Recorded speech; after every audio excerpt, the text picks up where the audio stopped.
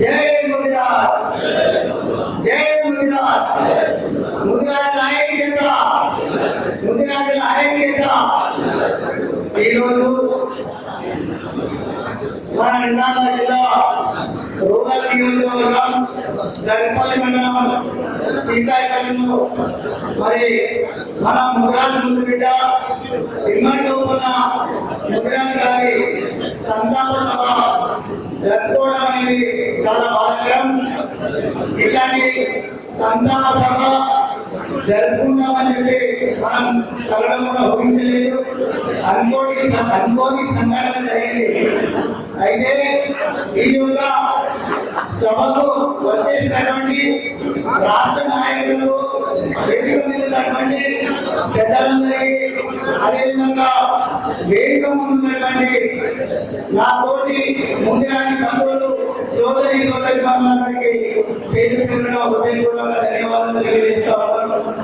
అయితే మన ముదిరాజులు రాష్ట్రంలో ఏ జిల్లాలో గ్రామ స్థాయి నుంచి రాష్ట్ర స్థాయి వరకు మన ముదిరాజులు ఏదైతే రాజకీయంగా ఎదుగుతున్నారో వాళ్ళని ఏదో రకంగా మనం పడగొట్టడానికి బెదిరించడానికి ప్రయత్నం చేస్తా ఉన్నారు.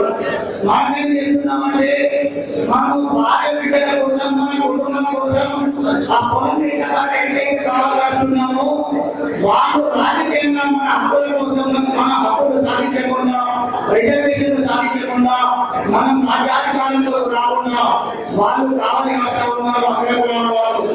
కాబట్టి వీటిపైన కూడా ముదిరాజు పెద్దలు అలాగే మన ముదిరాజు బంధువులందరూ కూడా ఒక కోణంలో దృష్టి సాధించాల్సిందిగా కోరుతా ఉన్నాం. అలాగే ఈరోజు అయితే మీరు ఏదైతే ఓపెన్ అప్పుడే పడగొడతాం కదా, ఆయన ఆశయాలను నేను ముందుకు తీసుకుపోతామని సభాపతి కదా నేను శబ్దం చేస్తా ఉన్నాం. అయితే మరొకటి ఏంటంటే తెలంగాణ రాష్ట్రంలో అత్యధికంగా ఓట్లు ఉన్నాయి కదా.